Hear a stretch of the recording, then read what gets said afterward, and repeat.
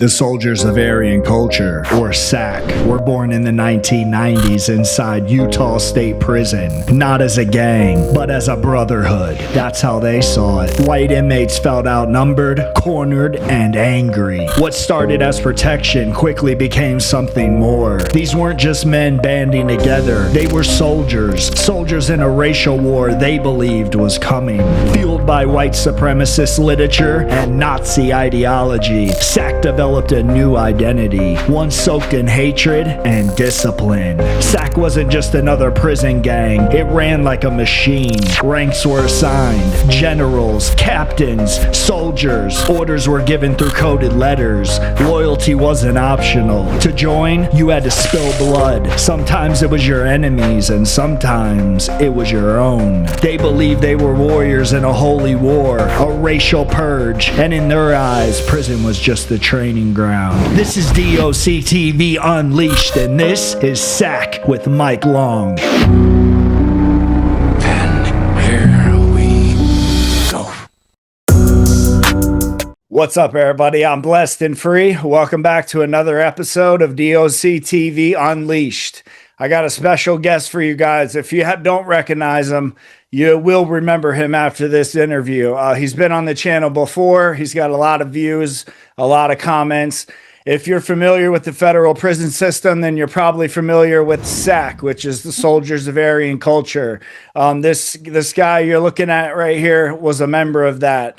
And in today's episode, we're going to get into that, and we're going to get into his time in federal prison and his time in the free world and how integrating back into society, has been a process that he's been going through. So we're going to get into that today. If you like stuff like this, you like this content, please do me a favor before we get started. Hit that subscribe button, like these videos. It helps push them in the algorithm so we can get those views up.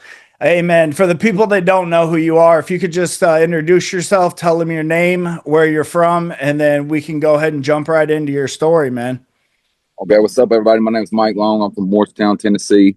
I did almost 17 years in the feds.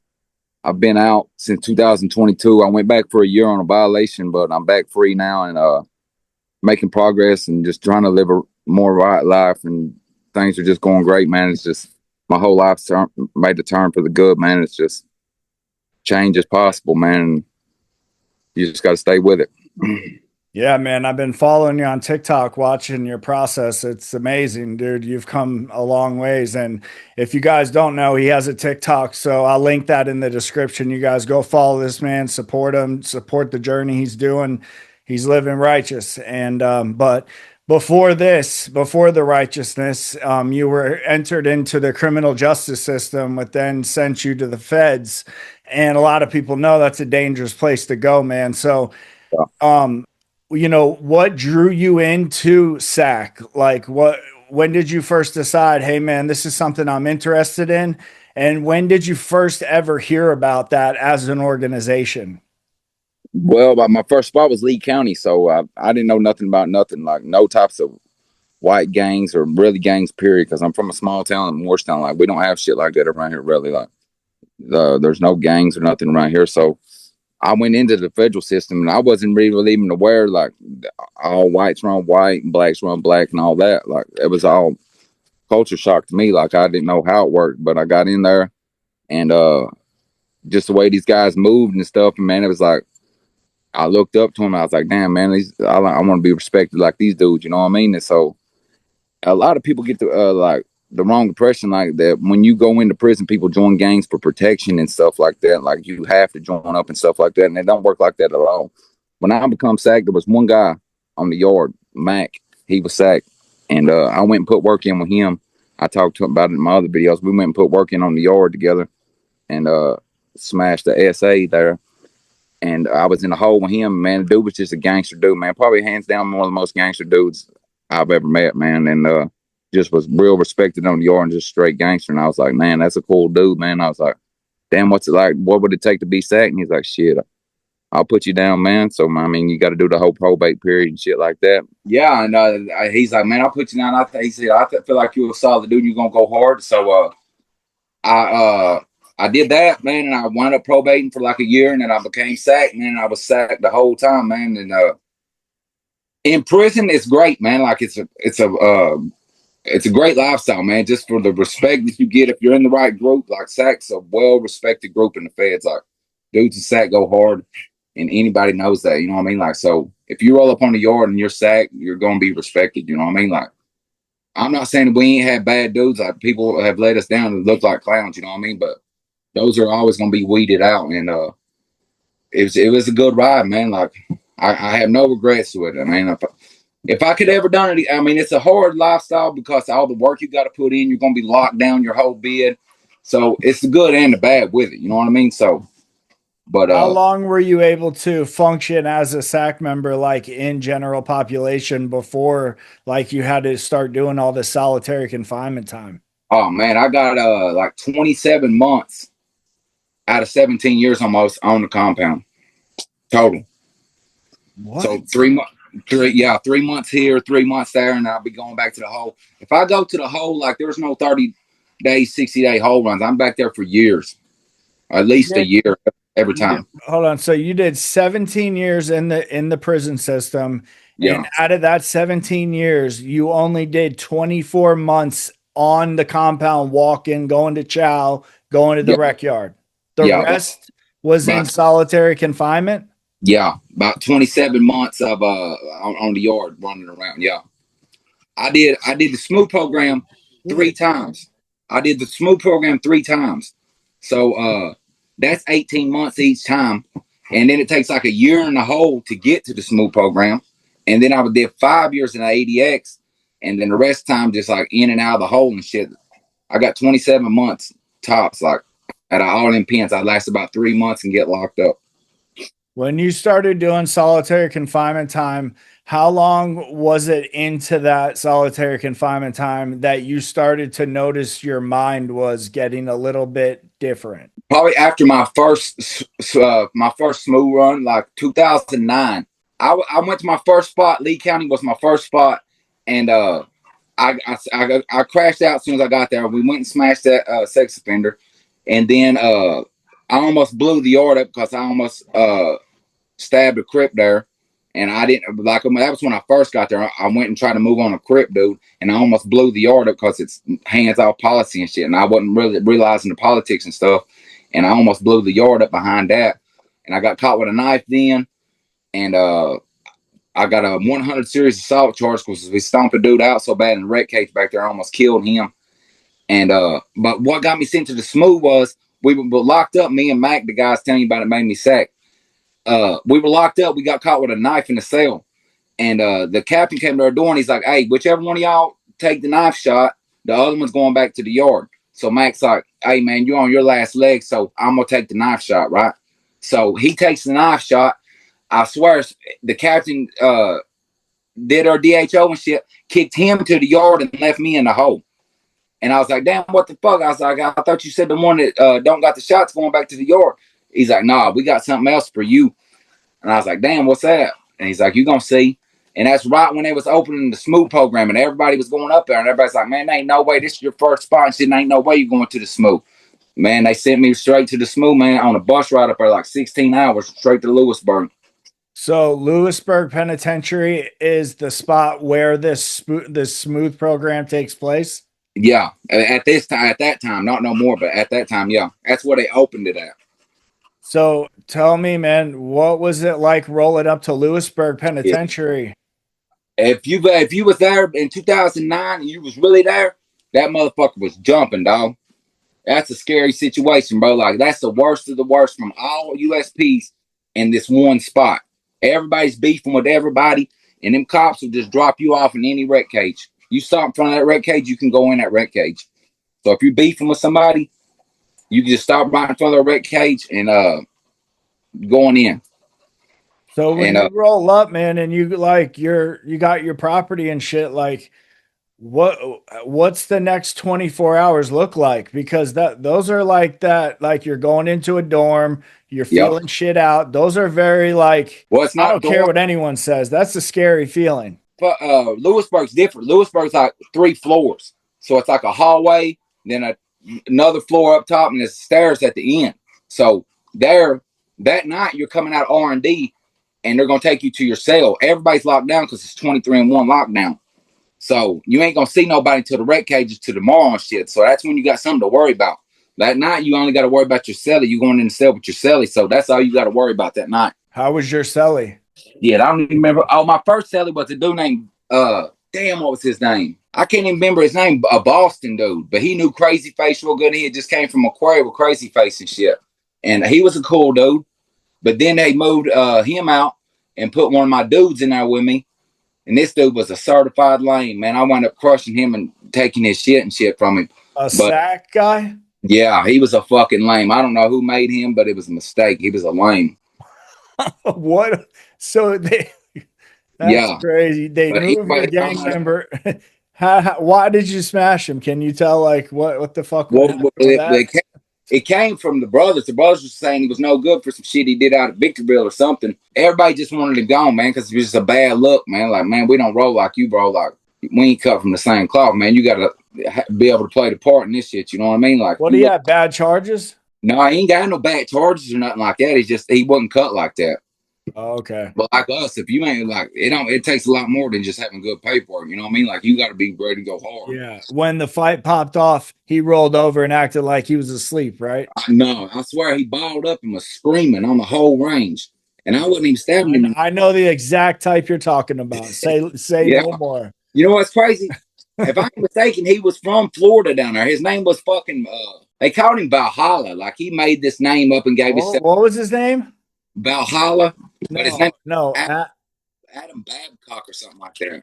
Adam Babcock. I don't know. There's some whack ass dudes from Florida. I'm not gonna lie. So. This dude was a weenie, dog. Like it was embarrassing living with this dude in the cell, man. Like, I had to go to rec and shit, and this was my celly. Like that shit was embarrassing as fuck, man. What do you think like doing that solitary confinement time has done to you, man? Man, it's messed me up, really, man. I got PTSD and I don't know. I don't trust nobody. I have serious trust issues out here, man. Like, and I don't trust nobody. Like, I don't give nobody the chance to get me. I don't trust nobody from the gate, man. I feel like everybody's out to get me, and that's from that prison lifestyle, man. From always having to be on your toes 24/7. You never know who's trying to get you. People think like we make that up, and like you really have to be on point. Like I ain't talking about mediums or none of these lows or nothing. Like I'm talking about USPs where the shit's really going down, man. That shit's really dangerous in there, and there's people trying to kill you all the time, especially when you're gang banging in there. You know what I mean? Are you be able to trust people now that you're free? No, hell no. I still struggle with that every day. I flip out on people. Like, give me an example. Like, what do you mean? Like, you don't have any friends, bro? Like that you can trust? Hell no. I mean, I got friends and shit, but I say to myself, no, man. Like, I don't count on nobody but me, man. That's all I can do. I've been let down too many times, man. It's just I hear it, man. You can do a million goods and nobody's gonna see not one, but you do one wrong, that's what they're looking for, and they're gonna burn your name down with it. You know what, man? At the end of the day, though, it doesn't really fucking matter what they think because their opinion of you doesn't affect you. You know what I'm saying? So you can't even let that shit get to you because I used to be like that, man. That shit used to eat me up, bro. It still does. It still bothers. It's getting worse though, bro. Yeah. You know what I'm saying? The quality of people is slowly lowering. Like I had another YouTube channel 5 years ago. And now I have this channel. And when I compare the comments of what the comments I used to get on my old channel to now to this new channel is like people will just hate for nothing. They'll pick one thing out of this whole interview to hate on you about, but they don't hear about the struggles you struggle with, that you overcame, the things you're doing good. No, none of that matters. It's about, oh, he wasn't at this camp when he said it. It's like, dude, come on, bro. How many times in the comments did people mention that? Like USP, Florence, and ADX ain't the same place. Like I've been to both, man. I'm not gonna never be on here claiming I've been to ADX and not really been there. I know that seems far fetched because you don't see many dudes that's made it out of there. It's really done that, but I've been there, dog. Like I for real been there. And the pictures you sent me, you had sent me some pictures of you and a bunch of other dudes. Is there a picture of you in those at ADX? Yeah, the one with me by myself with the sheep behind me. That's me at ADX. That's in the step down unit, K unit and ADX. When I was getting ready to go home, they send you there. They step you down. You go to a pre-release unit there, and you get to come out with like a couple other dudes going home and shit. And right beside it is the old man unit. That's where like Larry Hoover's at, and all them old lifers and shit that's never getting out of there, that they get have a little more freedom. And that's where that picture's at right there. And then what about this picture? Just you and this other older guy with like a gray goatee. Yeah, yeah, that's my best friend in the system right there. That's Brian Cyphers. What camp was that you got, or what pen were you guys at there? That's Lewisburg right there. We was in phase 3 at Lewisburg. Oh, okay. In the smooth program. And then what about this picture right here? That right there is Brian Cyphers in there. My homeboy Kenny Nimitz is in there. The guy in front with me is Moose. That's one of my dudes. That's at Lewisburg right there too. And these are all SAC members? No, a couple of them UAB dudes, and the other ones is SAC dudes. That is that's Coleman. That's Coleman 1 right there. That's me. Bumpers in that one. Bumpers in there. You both are on your kneel down in the front, right? Yeah, I think so. So you're in a relationship, man. Congratulations on that, man. Yeah, that's that helps, man, when you're out. You know what I'm saying? Yeah. I went through a bad spurt there, man, of fucking chaos with a crazy ass girl. But this girl here is like, I've known her for a long time. It's a long story to that, but she's a super loyal girl, man. Like, she's for real like a Bonnie to a Clyde, man. Like, she's gonna ride with you, and she's super loyal, man. Like, she ain't gonna play games or nothing like the last ones, you know what I mean? Sometimes you need that in your life, man. Like a little accountability too.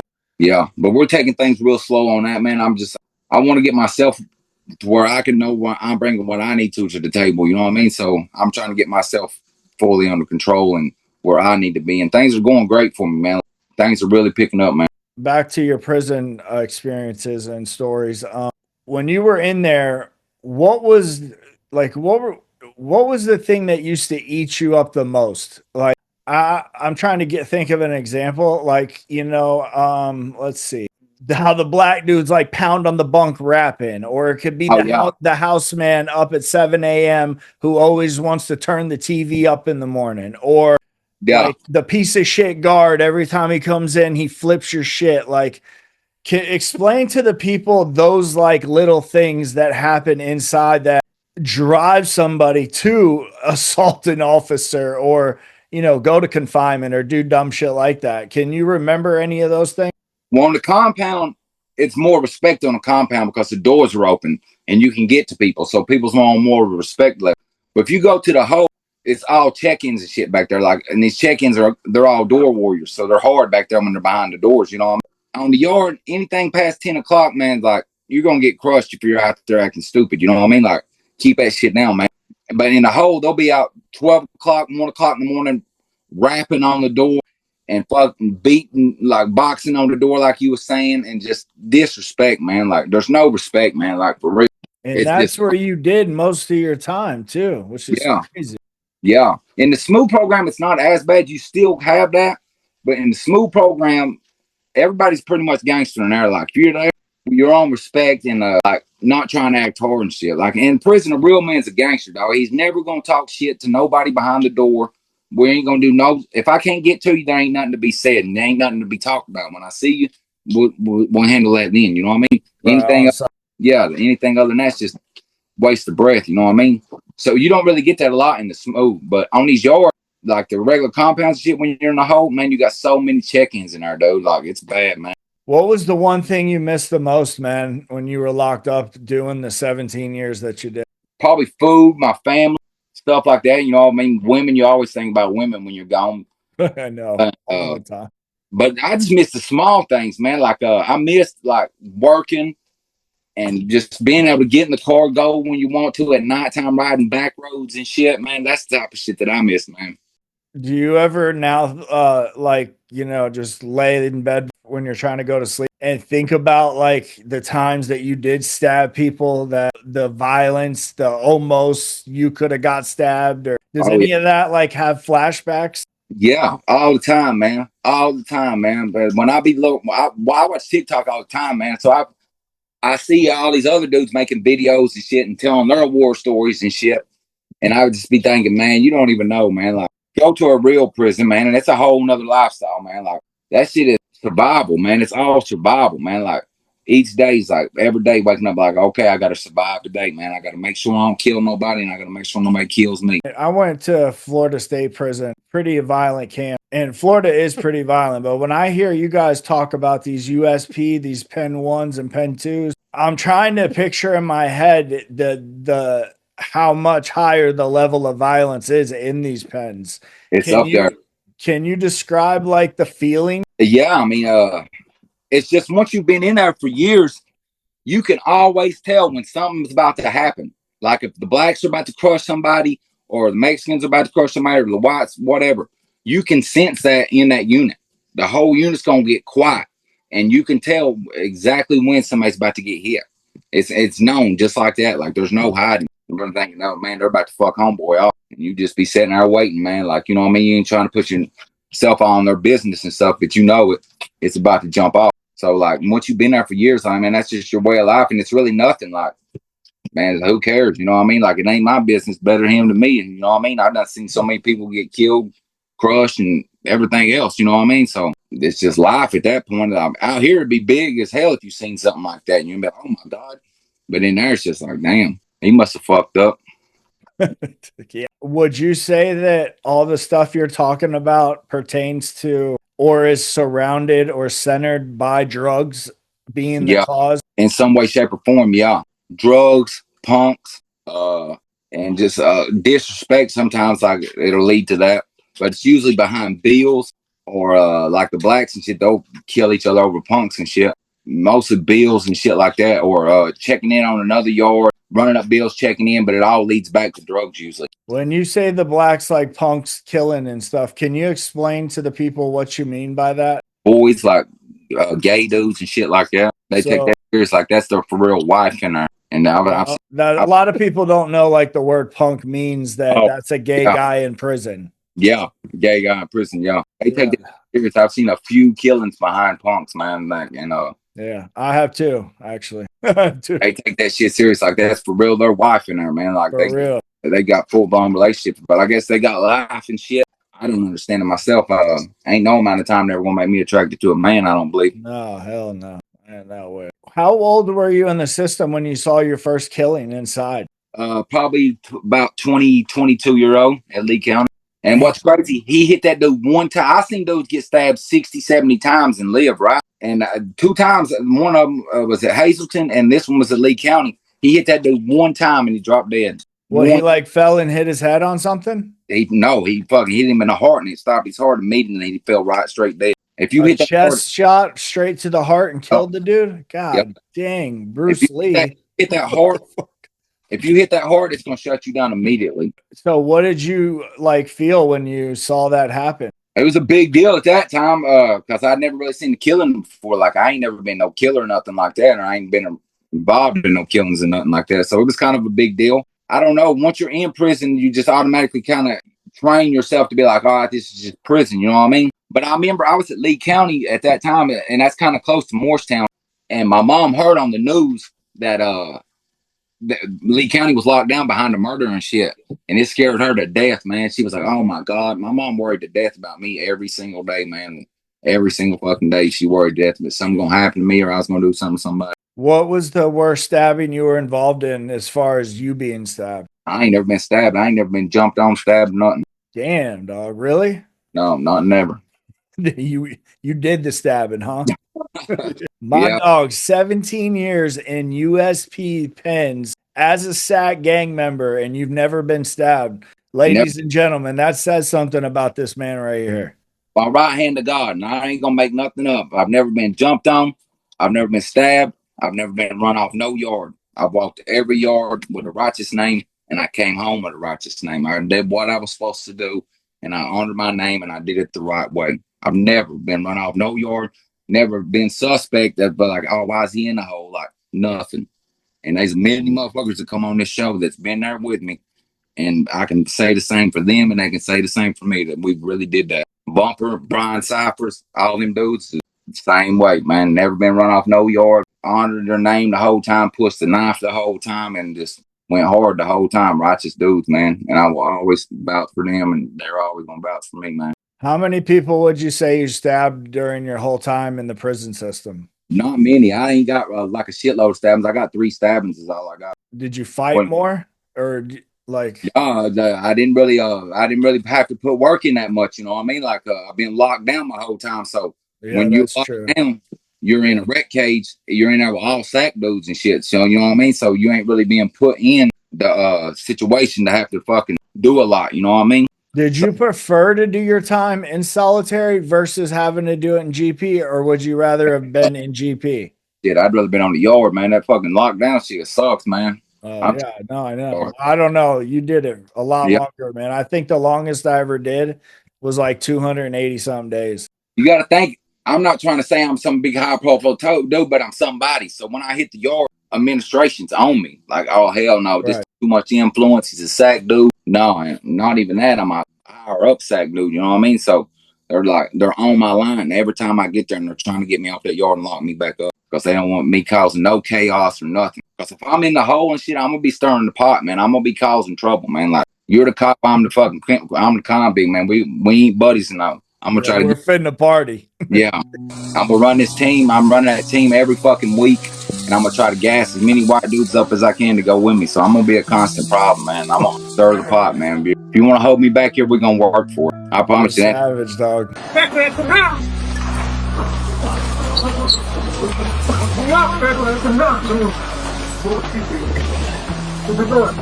Stack up enough, man.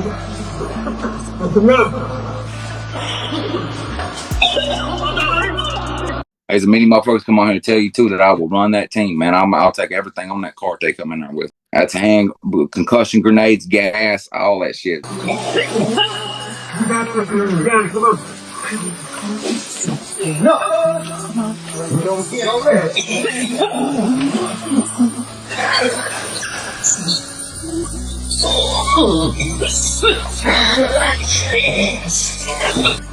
I know you don't, fat boy.